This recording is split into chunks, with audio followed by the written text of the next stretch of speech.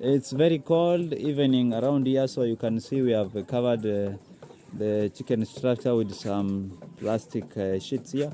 So one of the main changes you can see around is the feeders, which are now placed outside the cages. You can see this, right there.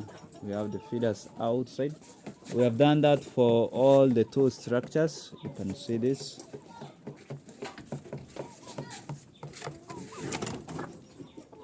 This is how it works. You just come, open the lid, pour the feed inside the feeding trough. The birds will be able to feed on that. And here is the old feeding system that we had.